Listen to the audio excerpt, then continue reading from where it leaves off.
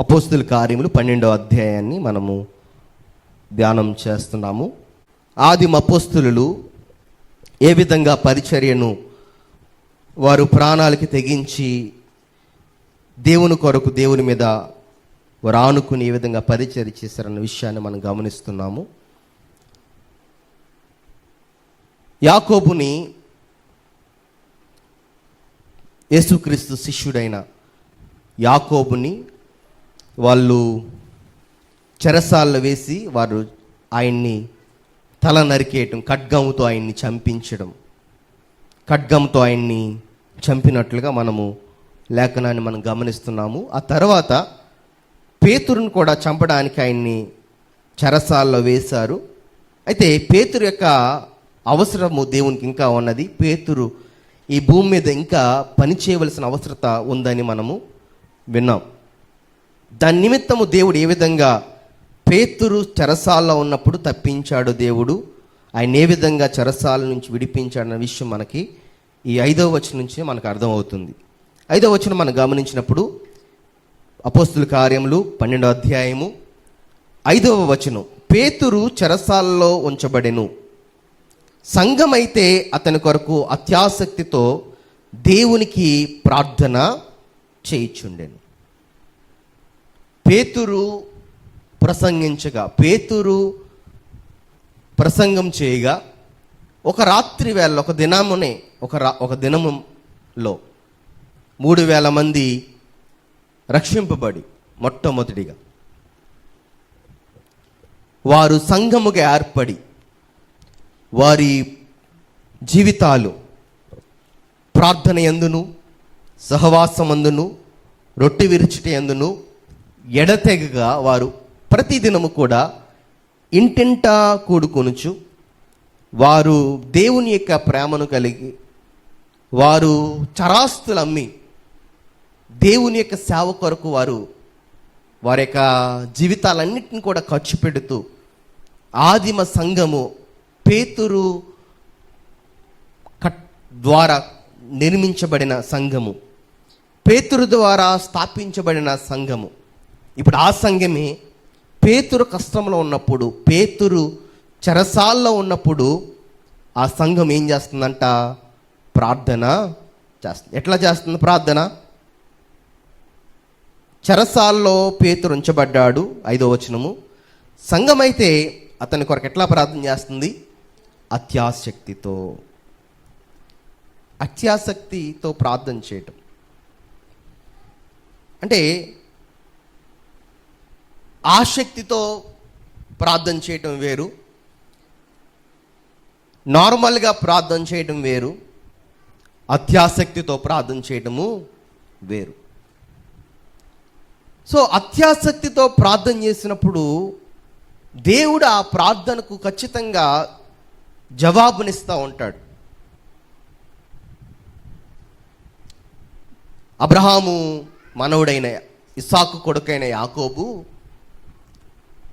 దేవుని యొక్క సన్నిధిలో దేవదూతలు దేవుడి యొక్క ప్రత్యక్షత అతనికి చూసినప్పుడు రాత్రంతా కూడా దేవునితో పెనుగులాడినట్లుగా దేవుని యొక్క వాక్యాన్ని అక్కడ ఆదికాండంలో మనం చూస్తాం. ఎప్పుడైతే యాకోబు దేవునితో రాత్రంతా పెనుగులాడాడో, దెబ్బలాడాడో ప్రార్థన ద్వారా, అతని జీవితం ఎట్లా మార్చబడిందంటే, యాకోబు మోసగాడుగా ఉన్న యాకోబు తన జీవితం ఎట్లా మార్చబడిందంటే ఇజ్రాయేలుగా మార్చబడింది. యాకోబు ఇజ్రాయేలుగా మార్చబడ్డం.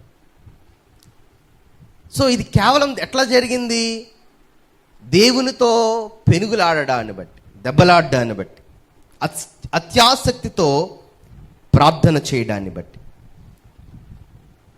ఇక్కడ సంఘము దేవుని సన్నిధిలో, దేవుని యొక్క పాద సన్నిధిలో ఒక గృహంలో కూడుకుని సంఘమందరూ కలిసి ఆ రాత్రి అత్యాసక్తితో ప్రార్థన చేస్తున్నారు. గంటల కొలిది ప్రార్థన చేస్తారు. అదే నాన్న దేవుని యొక్క సన్నిధిలో దేవుడు ఖచ్చితంగా మన ప్రార్థన ఆలకిస్తాడు. అత్యాసక్తితో, అంటే వారు ఆ రాత్రి ఆహారం తిన్నారో లేదో తెలీదు, కుటుంబాలని పరిస్థితులన్నింటినీ పక్కన పెట్టి ఆ రాత్రి వేళలో పేతురు విడుదల పొందాలి, పేతురు విడిపింపబడాలి సంఖ్యల యొక్క బంధకాల నుండి. గొప్ప విషయం ఏంటంటే సంఘములో బిడ్డలు కూడా, అంటే పిల్లలు కూడా ఆ రాత్రి ప్రార్థన చేసినట్లుగా మనం లేఖనాలను మనం గమనించినప్పుడు అర్థమవుతుంది. అంటే పేతురు కోసము చిన్న పిల్లలు కూడా ఆ రాత్రి ఏం చేశారంటే అత్యాసక్తితో విశ్వాసంతో ప్రార్థన చేస్తున్నారు.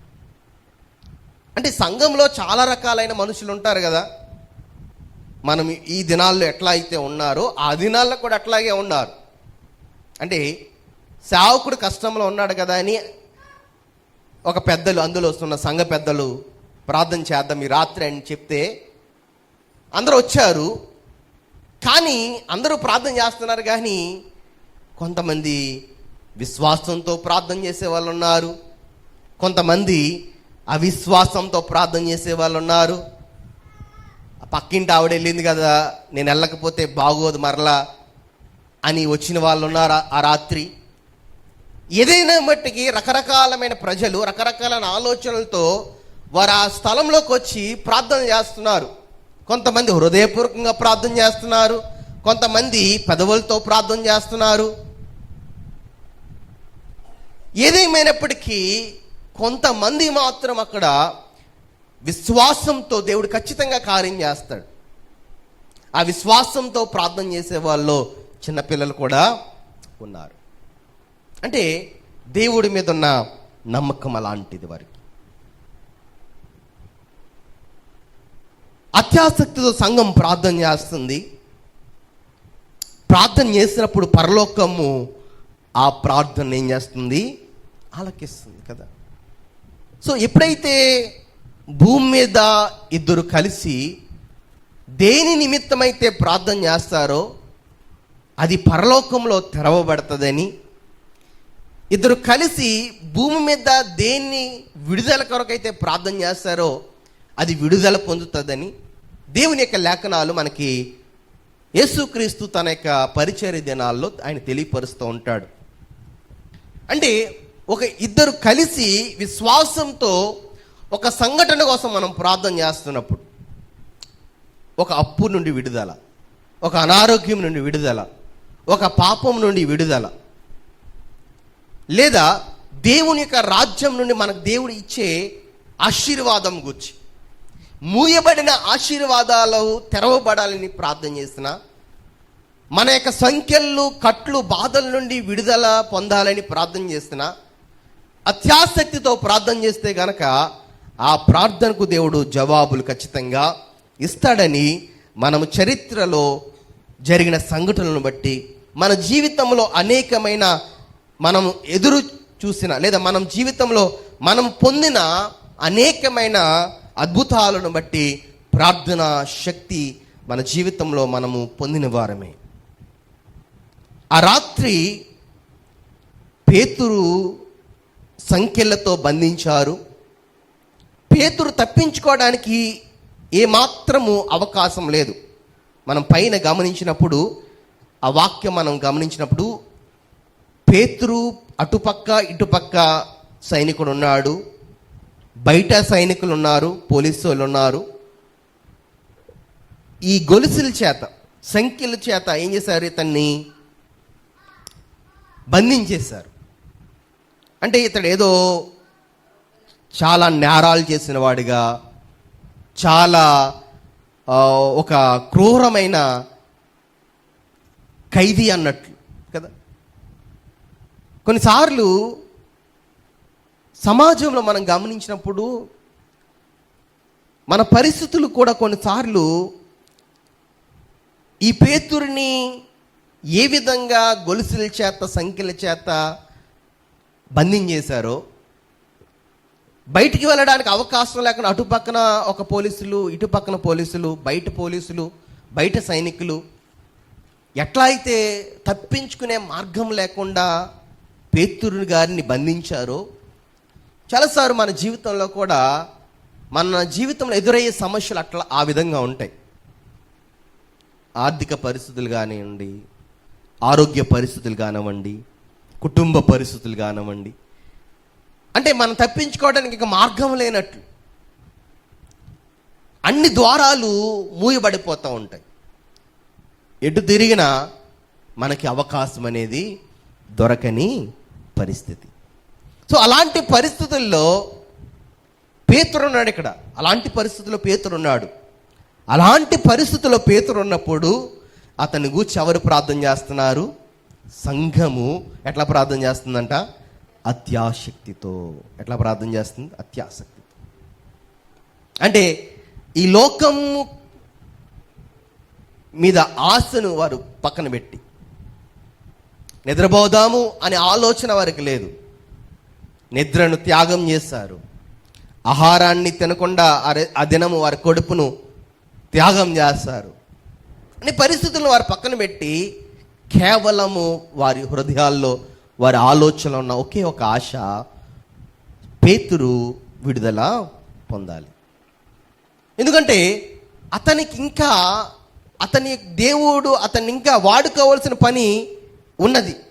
అతడు భూమి మీద ఇంకా దేవుని కొరకు ఉన్నతమైన పరిచర్య చేయవలసిన పని ఉన్నది అని సంఘం ఆలోచన కలిగి ఉంది కదా. అందుకే సంఘం యొక్క ప్రార్థన మన జీవితంలో ఐక్యతతో కలిసి చేసిన ప్రార్థనలో గొప్ప విజయం అనేది మనం చూస్తూ ఉంటాం. ఆ దినాన ఆ రాత్రి ఆ విధమైన పరిస్థితి మనం గమనిస్తున్నాం. ఆ రాత్రియే 6వ వచనము, పేతురు 2 సంఖ్యలతో బంధింపబడి 2 సైనికుల మధ్య నిద్రించుచుండెను, మరియు కావలివారు తలుపు ఎదుట చెరసాల కాచుకొని చుండెరు. ఇదిగో ప్రభువు దూత అతని దగ్గర నిలిచాను, అతడుండిన గదిలో వెలుగు ప్రకాశించాను. సో పరిస్థితులన్నీ మనల్ని చుట్టుముట్టేసిన, ఏ విధమైన అవకాశాలు మన బయటకు రావడానికి ఏ విధమైన అవకాశాలు లేకపోయినా దేవుడు మన పక్షాన ఉంటే గనక దేవుడు తన యొక్క కార్యాన్ని జరిగిస్తాడు కదా. ఆయన దూతను పంపించాడంటే ఎక్కడి నుంచి వచ్చింది దూత? పరలోకం నుండి వచ్చింది. అంటే సంఘం అత్యాసక్తితో ప్రార్థన చేస్తే పరలోకం యొక్క పునాదులు ఏమవుతాయంట? కదిలింపబడతాయి. అంటే పరలోకం యొక్క పునాదులు కదిలింపబడితే అక్కడున్న దేవుడు తన యొక్క దూతల్ని మన కోసం పంపించకుండా ఉంటాడా కదా. దేవుని యొక్క లేఖనాన్ని మనం గమనించినప్పుడు కీర్తనలో, నీకు అపాయం రాకుండా ఆయన తన దూతలకు ఆజ్ఞాపించి ఆయన ఏం చేస్తాడంటే మన దగ్గరికి పంపిస్తాడంట కదా. ఆయన నీ పాదముకు రాయి తగలకుండా ఆయన నిన్ను తన యొక్క దూతలకి తెలియపరిచి ఆజ్ఞాపించి ఆయన నిన్ను ఎత్తి పట్టుకునేటట్లు చేస్తాడు కదా. 21 అధ్యాయము కీర్తనలు 20 అధ్యాయము 1వ వచనం మనం గమనించినప్పుడు, ఆపత్కాలమందు యెహోవా నీకు ఉత్తరమిచ్చునుగాక, యాకోబు దేవుని నామం నిన్ను ఉద్ధరించునుగాక. ఆపత్కాలమందు యెహోవా నీకు ఉత్తరమిస్తాడు కదా. కఠినమైన పరిస్థితుల్లో, ఇంకా ఎటు తోచని పరిస్థితుల్లో, మార్గము తెలిసిక తప్పిపోయిన సమయాల్లో, ఆపత్కాలంలో మనము ఉన్నప్పుడు యెహోవా ఏం చేస్తాడంట? ఉత్తరాన్ని ఇస్తాడు కదా. ఇంకేమంటాడంటే, యాకోబు దేవుని నామం నిన్నేం చేస్తుంది? ఉద్ధరిస్తాడు. ఎవరు మనల్ని ఉద్ధరిస్తారు? దేవుడే కదా. దేవుడు మనల్ని ఉద్ధరించడానికి ఆయన ఇష్టపడుతున్నాడు. ఆ ధన్యత, ఆధిక్యత దేవుడు మనకి అనుగ్రహించాడు కదా. సో పరిస్థితులు ఏదేమైనప్పటికీ ఆ పరిస్థితులను చూసి పేతురు భయపడలేదు, సంఘము భయపడలేదు. వారి దగ్గర ఉన్న ఒకే ఒక ఆయుధము ప్రార్థన. ప్రార్థన ద్వారా పరిస్థితులు మారతాయని వారు గమనించారు. వారు అత్యాసక్తితో ఆ దినము ఆ రాత్రి ప్రార్థనా కూడికను ఏర్పాటు చేశారు. ఆల్ నైట్ ప్రేయర్ ఏర్పాటు చేశారు. ఆ ఆల్ నైట్ ప్రేయర్లో అద్భుతాలు చేశాడు దేవుడు కదా. అందుకే చాలామంది సేవకులు అంటూ ఉంటారు కదా మాట, ఆల్ నైట్ ప్రేయర్లో అద్భుతాలు జరుగుతాయి కదా. రూఫ్ సంఖ్యలు అదే పదే ఆయన అదే చెప్తారు. పెఫ్కాక్ సంస్థలో దేవుడు కార్యాలు చేయడానికి ప్రధానమైన కారణము ఆల్ నైట్ ప్రేయర్. దేవుడు అనేకమైన అద్భుతాలు చేస్తాడు అని. సో అక్కడ దూత ప్రత్యక్షమై అంటుంది కదా, ఇదిగో ప్రభువు దూత అతని దగ్గర నిలిచెను, అతడు ఉండిన గదిలో వెలుగు ప్రకాశించింది. దూత పేతురు ప్రక్కను తట్టి పేతురుని తడుతుంది, త్వరగా లేమ్మని చెప్పి అతన్ని లేపగా. చూడండి, ఇక్కడ గమనించిన ఒక విచిత్రమైన సంఘటన ఏంటంటే, ఇక్కడ ఏం చూడండి, దూత ఏమంటుందంటే పేతురు ప్రక్కను తట్టి అంటే పేతురుని ప్రక్కన తడుతుంది. అంటే పేతురు ఏ స్థితిలో ఉన్నాడు? పేతురు అక్కడ నిద్రపోయాడు. సంఘం అయితే ప్రార్థన చేస్తుంది ఇతని విడుదల కొరకు, కానీ ఇతడు చాలా బిందాస్గా ఏం చేస్తున్నాడు? ఈయన పండుకున్నాడు. ఎవరైనా పండుకోగలుగుతారు ఆ టైంలో? సంఖ్యల చేత 2 సంఖ్యలు అంటే కాళ్ళు చేతుళ్ళు బంధించేస్తే ఏ బాధ చింత లేనట్టు ఈయన ఏం చేస్తున్నాడు? నిద్రపోతున్నాడు. అంటే పేతురికి చింత ఏమైనా ఉందా? బాధ ఏమైనా ఉందా? నన్ను జైల్లో పెట్టేశారు, నన్ను ఇక్కడ బంధించేశారు, రేపు ఉదయం కాలము వీళ్ళని చంపేస్తారేమో అని భయం ఉందా పేతురికి?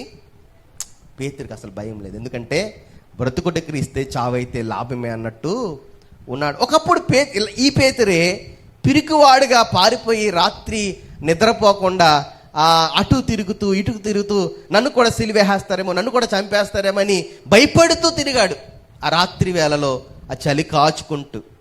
కానీ అదే పేతురు తన జీవితంలో దేవుని యొక్క ప్రత్యక్షతను పొందుకున్న తర్వాత, దేవుని యొక్క తన జీవితంలో నూతనమైన జన్మింపబడిన తర్వాత, కానీ అదే పేతురు కష్టంలో శ్రమల్లో అసలు శ్రమ లేనట్లు, కష్టం లేనట్లు, అసలు బాధ చింత లేనట్లు ఆ సంఖ్యలలో ఎట్లా ఉన్నాడు? ప్రశాంతంగా నిద్రపోతున్నాడు కదా.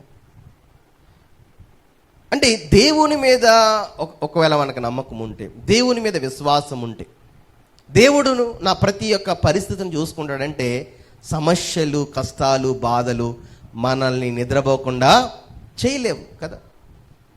ఆలోచన నిద్రపోకుండా చేస్తూ ఉంటుంది, భయము నిద్ర లేకుండా చేస్తుంది కదా. భయము మన హృదయంలో ఉంటే నిద్ర పట్టదు. పరిస్థితులు ఏంటి, సమస్యలు ఏంటి, కష్టాలు ఏంటి అనే ఆలోచన మనలో ఉన్నప్పుడు, భయం ఉన్నప్పుడు మనకు నిద్ర పట్టదు. దేవుని మీద భారం వేస్తే దేవుడు సమస్తము ఆయన చూసుకుంటాడు. ఆయన మీద భారం వేస్తే పేతురు ఎట్లా అయితే పడుకున్నాడో మనం కూడా అట్లా పండుకోగలుగుతాం కదా. పరలోకం నుంచి దూత వచ్చేసి పేతురుని ఇక్కడ లేపుతుంది, నిద్ర లేపుతుంది. అప్పుడు దూత అతనితో, నీవు నడుము కట్టుకొని చెప్పులు తొడుక్కొనుమనెను. అతడు అలాగు చేసిన తర్వాత దూత నీ వస్త్రం పైన వేసుకుని నా వెంబడి రమ్మని అతను చెప్పాను. అతడు వెలుపలికి వచ్చి దూత వెంబడి వెళ్ళి, దూత వలన జరిగినది నిజముగా జరగేనని గ్రహింపక తనకు దర్శనం కలిగినని తలంచెను. మొదటి కావలిని, రెండవ కావలిని దాటి పట్టణమునకు పోవు ఇనుప గవిని యొద్దకు వచ్చినప్పుడు దానంతట అదే వారికి తెరుచుకొనెను. వారు బయలుదేరి ఒక వీధి దాటిన వెంటనే దూత అతన్ని ఏం చేసింది? విడిచిపోయెను. చూడండి, 7వ వచనం మనం గమనిస్తున్నప్పుడు సంఖ్యలు అతని చేతుల్లో ఊడిపడెను. అప్పుడు దూత అతనితో, నీవు ఎప్పుడైతే దూత నిద్రలేపిందో ఆటోమేటిక్గా ఆ సంఖ్యలన్నీ, అతని బందీగా ఉన్న సంఖ్యలన్నీ ఏమయ్యాయి? ఊడిపోయాయి. అంటే దేవుడే ఆ యొక్క సంఖ్యలను విడిపించాడు. ఎప్పుడైతే మనము ఒక పరిస్థితుల కొరకు మనము కానీ లేదా సంఘము కానీ అత్యాసక్తితో మన కొరకు ఎవరైతే మనము చేసుకోవచ్చు, కొన్నిసార్లు మన నిమిత్తము సంఘము ప్రార్థన చేయొచ్చు. ఆ ప్రార్థన కొన్నిసార్లు మన పరిస్థితులు ఏం చేస్తుంది? ఆ సంఖ్యల బంధకాల నుండి ఏం చేస్తుంది? విడుదలను ఇస్తుంది. పేతురు యొక్క సంఖ్యలు నుండి విడుదల పొందడానికి సంఘం అత్యాసక్తితో ప్రార్థన చేస్తుంది. అందరూ కలిసి, అందరూ విశ్వాసంతో లేకపోయినా కొంతమంది చాలా విశ్వాసంతో ప్రార్థన చేశారు ఆ రాత్రి. కొందరు ఖచ్చితంగా ఆయన విడుదల పొందుతాడన్న విడుదల ఆలోచన వారికి ఉన్నది. దేవుడు ప్రార్థన విన్నాడు, దూతను పంపించాడు, సంఖ్యల నుండి విడుదలిచ్చాడు, బయటికి ఆయన్ని రప్పించాడు. దూత కొంత దూరము ఆయనతో వచ్చింది. ఆ తర్వాత మిస్ అయిపోయింది దూత. తర్వాత 11వ వచనము, పేతురుకు తెలియవచ్చి ప్రభు తన దూతను పంపి హేరోదు చేతిలో నుండి యూదులను ప్రజలు నాకు చేయనుద్దేశించిన వాటినన్నిటి నుండి నన్ను తప్పించి ఉన్నాడని ఇప్పుడు నాకు నిజముగా తెలియను అనుకొనెను. అంటే ఆయన ఇదంతా జరుగుతున్నప్పుడు కళ అనుకున్నాడు. అతడు సంఖ్యల నుండి విడుదల పొందినప్పుడు ఏమనుకున్నాడు? అతడు వాస్తవంగా నిద్రలో ఉన్నాడని చెప్పాను కదా, నిద్రలో ఉన్నాడు కనుక కళేమో అనుకున్నాడు. కొన్నిసార్లు మన జీవితంలో మన పరిస్థితుల నుండి మనం బయటకు వచ్చినప్పుడు మనకు కొన్నిసార్లు అది నిజమా అనిపిస్తుంది. కొంతమంది ఉద్యోగాల కోసం ప్రయత్నం చేస్తూ ఉంటారు. అది సడన్గా ఒక దినాన్ని వచ్చేసిందంటూ కలగా అనిపిస్తుంది. కొన్ని పరిస్థితుల కోసం మనం ఎదురు చూస్తున్న ప్రయత్నం చేస్తున్నాం, జరిగిందనుకో ఇది కళ అనిపిస్తుంది కదా. అంటే అవకాశం లేనప్పుడు దేవుడు కార్యం చేస్తే అది అద్భుతం కాబట్టి మనము విశ్వసించలేనంతగా అది మనకి ఉంటుంది కదా. సో దేవుని యొక్క కార్యం, ఒకవేళ మనకి ఆడపిల్లలు పుడుతున్నారు సడన్గా మగపిల్లడు పుట్టేసాడు ఇంకో ఎట్లా ఉంటుంది? అద్భుతం కదా, నమ్మలేం. మనం కొన్ని వాటి కోసం ప్రయత్నం చేస్తున్నాం కానీ అవ్వట్లేదు పని, సడన్గా అయిపోయింది. అది మన జీవితంలో అద్భుతం, మనం నమ్మలేం. సో అట్లాంటి మన జీవితంలో అనేకమైనవి దేవుడు చేశాడు. అందుకే అంటాడు కదా ఆయన కార్యాలు ఆయన చేసేవంట కంటికి కనబడవు, చెవుకి వినబడవు, హృదయానికి గోచరము కావు. కొన్నిసార్లు మనం ప్రార్థన చేస్తాము కానీ అది మన జీవితంలో జరిగినప్పుడు నమ్మలేని స్థితిలో ఉంటాం. సంఘము అదే స్థితిలో ఉన్నది. దేవుడు కార్యం చేశాడు వీరి ప్రార్థన విని. కానీ తలుపు తడుతున్నప్పుడు పేతురు, ఒక చిన్న బిడ్డ తలుపు తెరిచి పేతురు గారు సేవకుడు వచ్చాడు, పాస్టర్ గారు వచ్చారు అని చెప్తుంటే సంఘం ఏం చేసింది ఆ రోజున? నమ్మలేదు కదా. ఒక వచనాన్ని చూద్దాం మనం. 12వ వచనం, ఇట్లా ఆలోచించుకొని అతడు మార్కు అను మారు పేరు గల యోహాను తల్లి అయిన మరి ఇంటికి వచ్చాను. ఇక్కడ ఎవరింట్లో ప్రార్థన జరుగుతున్నప్పుడు? యోహాను తల్లి అయిన మరి ఇంటికి, యోహాను తల్లి అయిన మరి ఇంటికి వచ్చాను. అక్కడ అనేకులు కూడి ప్రార్థన చేయించుండేది. ఎంత ఆనందం వస్తుంది పేతురికి. అంటే నేను అంచక ప్రశాంతంగా నిద్రపోతుంటే వీరు మాత్రం నా కోసము చాలా నిద్రపోకుండా, అన్నం తినకుండా నా కోసం ఎంత ప్రార్థన చేస్తున్నారే అని ఎంత సంతోషించి ఉంటాడో పేతురు గారు కదా. అతడు తలవాకిట తలుపు తట్టుచుండగా, తలుపు తడుతున్నాడు, ఆ ఇంటికి వచ్చాడు. తలుపు తడుతున్నప్పుడు రోదే అను ఒక చిన్నది ఆలకించుటకు వచ్చెను. ఆమె పేతురు స్వరము గుర్తుపట్టి సంతోషము చేత తలుపు తీయక లోపలికి పరిగెత్తుకొని పోయి పేతురు తలుపు దగ్గర నిలుచుచున్నాడని తెలిపెను. అందుకు వారు, నీవు పిచ్చిదానివనిరి. అయితే తాను చెప్పినదే నిజమని ఆమె దృఢముగా చెప్పినప్పుడు వారు అతని దూత అనిరి. పేతురు ఇంకను తట్టుచున్నందున వారు తలుపు తీసి అతన్ని చూచి విభ్రాంతి నొందిరి. చూడండి, ఈ చిన్నది ఈ రోదే అనే అమ్మాయి, రూడా ఇంగ్లీష్ బైబిల్లో ఉంటుంది రూడా అని, రోదే అను ఒక చిన్నది ఆలకించుటకు వచ్చింది. ఏం ఆలకించుటకు వచ్చింది అంటే, ఈ చిన్నదాని యొక్క విశ్వాసం మనం గమనించిన, ప్రార్థన చేస్తున్నారు, అందరూ ప్రార్థన చేస్తున్నారు, కానీ ఈ చిన్నదానికి దేని వంక చూస్తుంది? ఎప్పుడు పేతురు వస్తారా అని. అంటే మనం ప్రార్థన చేస్తున్నాము, ఆ ప్రార్థన ఏం జరుగుతుంది అన్న విశ్వాసం. అందుకే ఈమె ప్రార్థన చేస్తూ ఒక చెవి ఎక్కడ పెట్టింది? తలుపు ద్వారం వైపు పెట్టింది. ఈమె కళ్ళన్నీ ఎటు చూస్తున్నాయి? తలుపు వైపు చూస్తున్నాయి. ఎందుకంటే మనం ఏ విషయం కోసం అయితే ప్రార్థన చేస్తున్నామో ఆ పరిస్థితి మన కళ్ళ ద్వారా మనం ఇప్పుడు చూడబోతున్నాను నేను. అది జరుగుతుంది. ఆ విశ్వాసం ఎవరిలో ఉంది? ఈ చిన్న బిడ్డలో ఉంది కదా. అందుకే దేవుడు ఏమంటాడంటే, చిన్నపిల్లల్ని ఆటంకపరచొద్దు, ఇలాంటి వారిదే పరలోక రాజ్యం అంటాడు యేసుక్రీస్తు తన ఒక సందర్భంలో. ఎందుకంటే వారు చూపించే విశ్వాసము, వారు చూపించే నమ్మకము పెద్దవారి కంటే విలువైనది. వారిలో సందేహాలు ఉండవు, వారిలో డౌట్స్ అనేవి ఉండవు. ఒక విషయాన్ని నమ్మితే వారు సంపూర్ణంగా నమ్ముతారు. అంటే ప్రార్థన క్రియ జరుగుతుందని క్రియ కోసం ఎదురు చూస్తుంది. మన జీవితంలో కూడా ప్రార్థన చేస్తున్నప్పుడు ఒక విషయం కోసము, ఆ ప్రార్థన ఖచ్చితంగా దేవుడు ఆ కార్యాన్ని చేస్తాడని ఆ కార్యం కోసం ఎదురు చూసేవారుగా మనము ఉండాలి.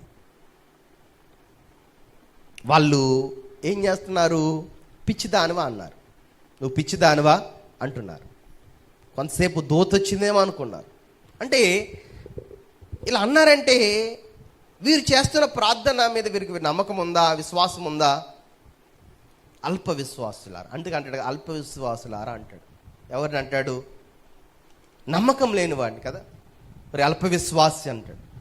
పేతురును ఆ సముద్రం మీద దేవుడు నడిపిస్తుంటే ఒకసారికి ఎట్లా చూస్తాడు? ఆ అలల వైపు, సముద్రం వైపు చూస్తాడు.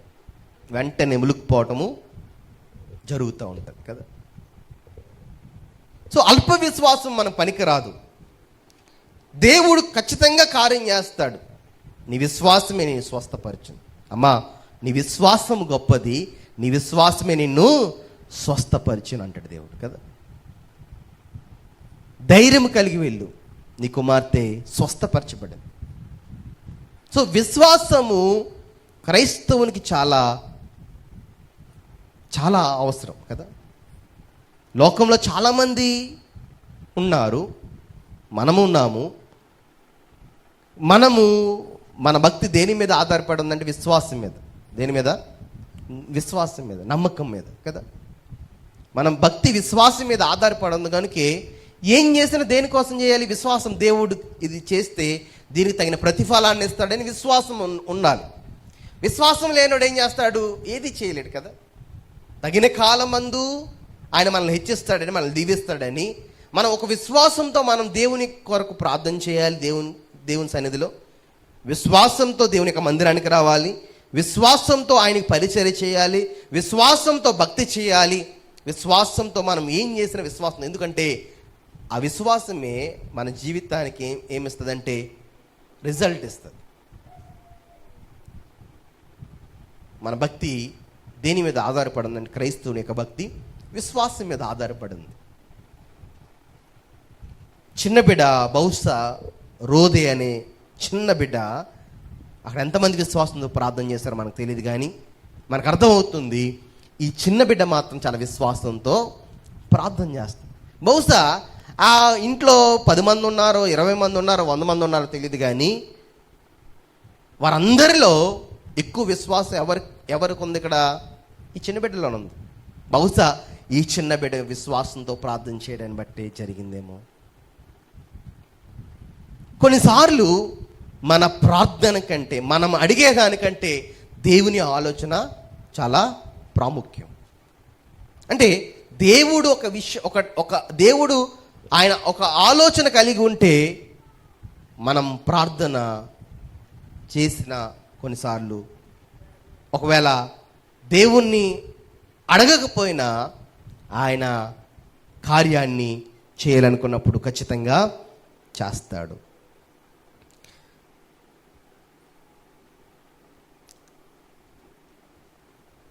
సో 18వ వచనం మనం గమనించినప్పుడు, తెల్లవారగానే పేతురు ఏమాయనో అని సైనికులలో కలిగిన గలిబిలు ఇంత అంతంతా కాదు. హేరోదు అతని కోసము వెదికినప్పుడు అతడు కనబడనందున కావలి వారిని విమర్శించి వారిని చంపనాజ్ఞాపించెను. అటు తరువాత హేరోదు యోదయ నుండి కైసరునికి వెళ్ళి అక్కడ నివసించి. చూడండి, ఈ సైనికులు చేతులను తప్పించుకున్నాడు పేతురని. హేరోదు ఏం చేయాలనుకున్నాడు? సైనికుల్ని చంపడానికి ఆజ్ఞాపించాడు. అంటే చంపించేశాడు సైనికులు. అంటే హేరోదు ఖచ్చితంగా ఏ ఉద్దేశంతో ఉన్నాడు? పేతురుని చంపడానికే ఉద్దేశం కాదు. ఎందుకంటే యాకోబుని చంపేశాడు ఆల్రెడీ. పేతురుకి ఇంకా దేవుని పని ఉంది కనుక దేవుడు ఆ పరిస్థితుల నుండి దేవుడు ఏం చేశాడంటే విడిపించాడు కదా. సో చాలాసార్లు సాతాను మనం బందీగా ఉన్నప్పుడు, సంఖ్యలతో నలిగిపోతున్నప్పుడు వాడు చూసి ఆనందిస్తాడు. ఎప్పుడైతే దేవుడు మన బంధకాల నుండి విడుదలిస్తాడో వాడు సతమతం అయిపోతూ ఉంటాడు కదా. ఇక్కడ ఏ విధంగా సైనికులు వాళ్ళు ఏమైపోయారు? వాళ్ళు మతిపోయినట్టుగా, వాళ్ళు గాబరైపోయి గలిబిలైపోయి భయపడిపోయారో, దేవుడు మనకు ఇచ్చిన విడుదలను బట్టి సాతాను వాడి సామ్రాజ్యం కొన్నిసార్లు మన యొక్క విడుదలను బట్టి వాడు సతమవుతూ ఉంటాడు. మన బాధ పెట్టాలనుకుంటాడు, కానీ దేవుడు ఆ బాధను విడిపించిన తర్వాత వాడు ఓడిపోయినప్పుడు వాడు సిగ్గు నొందుతాడు.